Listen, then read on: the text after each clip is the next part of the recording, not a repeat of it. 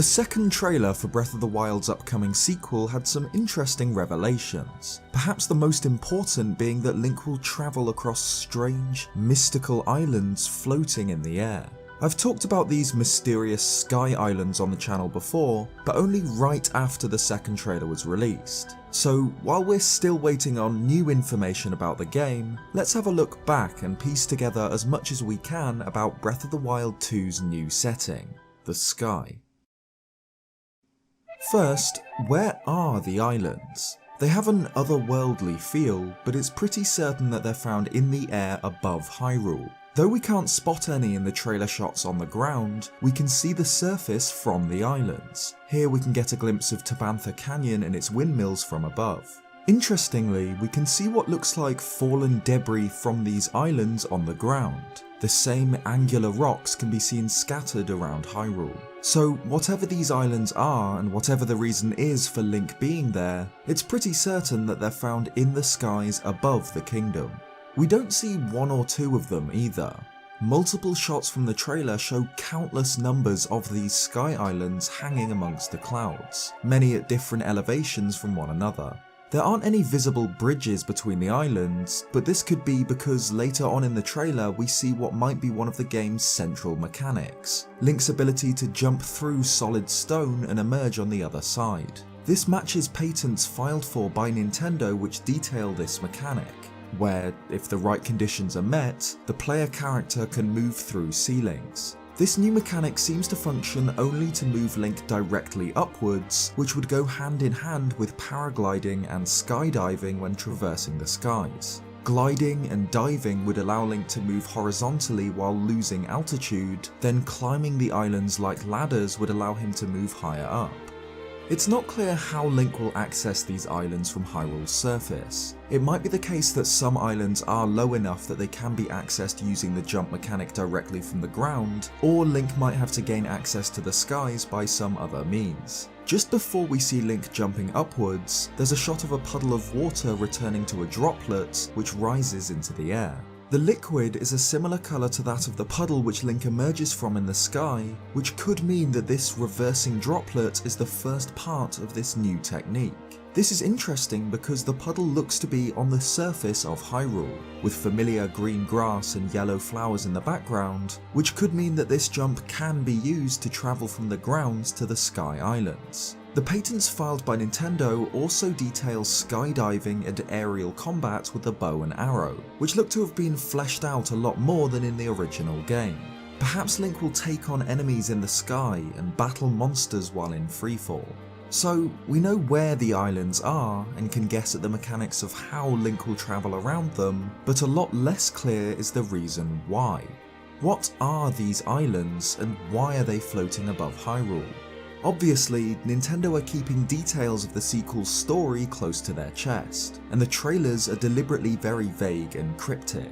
We don't know anything about these sky islands for certain, but it is interesting how much they've been influenced by Japanese culture, which allows us to guess at their purpose. Breath of the Wild 2's Sky Islands are heavily inspired by both Buddhism and Shinto shrines, or jinja.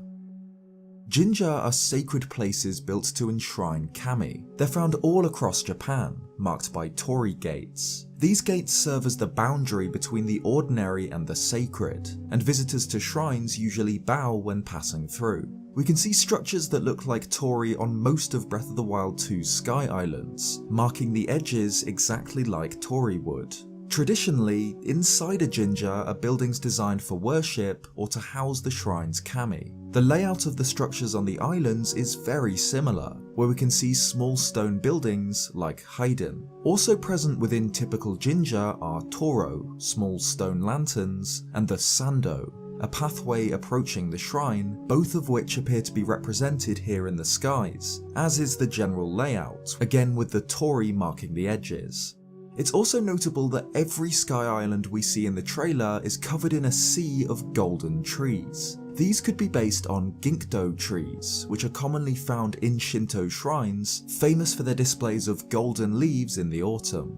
Under this stone structure we can see a patch of sand and small stones. This is an example of a dry garden or Zen garden, which are designed to be stylized miniature landscapes, making use of small rocks, water, flora, and sand.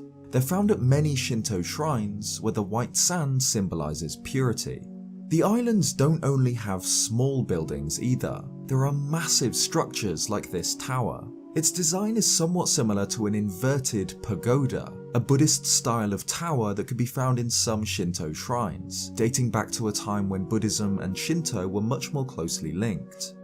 The fact that they're flying islands could relate back to Jinja too. Many Jinja are built on higher ground, often featuring long stone staircases up to the shrine, perhaps to further separate the ordinary world with the sacred ground. In this case, these shrine-like structures are built on islands literally above the ordinary world, a truly sacred, separate place. The reason Jinja are sacred and separate from the rest of the world is because they're built to enshrine kami. This is often translated to gods, but there's more to it. Kami can be physical objects or natural landmarks, people or weather or spirits. They can be both good and evil, and they're countless in number.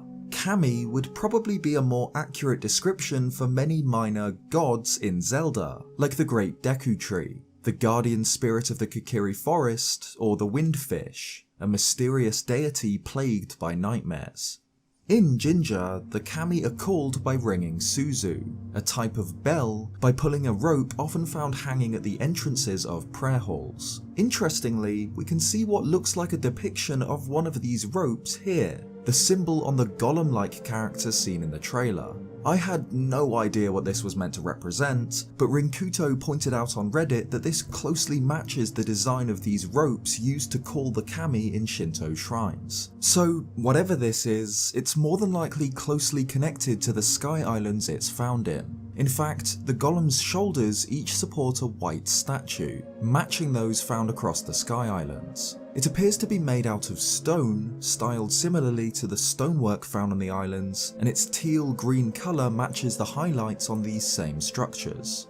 The fact that this golem features the symbol of the rope used to call the kami at Shinto shrines could suggest that it is in itself some sort of divine being that has been summoned by Link, or perhaps it's a messenger or servant of the gods. The mysterious white statues found on the islands and on the golem seem to depict lotus flowers, which grow and bloom out of muddy water, and so traditionally represent overcoming corruption and temptation and achieving enlightenment. It's an important symbol in Buddhism, where a white lotus flower represents purity of the mind and spirit, and the fact that it is closed, it hasn't yet bloomed, represents the beginning of a journey. As pointed out by Monster Maze in a fantastic video on this subject, the lotus flower was previously used to represent spiritual growth in Skyward Sword's Silent Realms. So, based on what real-world influences we can see, it seems likely that Link will travel through the skies in pursuit of purity, achieving some sort of enlightenment in a realm dedicated to the gods. But, of course, Breath of the Wild 2 won't be set entirely above the clouds. There's obviously at least a cutscene set deep underground, in ancient ruins where the emaciated corpse of Ganondorf returns to life. But we also see Link in Hyrule, the Hyrule we recognise from Breath of the Wild, where he encounters a bokoblin camp built on top of a stone talus and uses some sort of time reversal mechanic to take out a group of moblins and bokoblins. Like I mentioned earlier, we can't see the Sky Islands in these shots, when we know that at least some of them are low enough to be clearly visible from the ground. Perhaps the parts of the trailer that take place on the surface have just been carefully positioned to avoid showing the islands, though this is unlikely because we get a near 180-degree view in this talus shot, so perhaps there's another, story-driven reason that we can't see them from below. We can see chunks of rock that match the islands though, presumably having fallen from the sky. Perhaps Hyrule's surface will be littered with these huge masses of ancient stone fallen from above, hiding secrets and relics from the past. There's a shot of Link fighting an enemy that clings to the ceiling of what looks like a cave, but where the stonework perfectly matches that of the structures on the Sky Islands. In this shot, Link is wearing the champion's tunic, just like in all shots where he's on Hyrule's surface, instead of the new outfit he wears in the shots which take place in the sky. So it could be that this shot, despite the sky architecture, takes place on the ground, maybe within a chunk of rock fallen from the sky. There's an obvious connection between the Sky Islands and the mysterious green energy seen in both trailers for the game. It's first seen spiraling from Ganondorf's body, weaving and twisting into strange symbols. It seems to flow from a hand wearing a gold bracelet, whose fingers rip into the figure's chest. This hand is seen in what is presumably a flashback attacking Ganondorf, and later catches Link's arm when he falls. The green energy is absorbed into Link's right arm in both trailers. In the second, we can even see him wearing the same gold bands as the spectral hand did.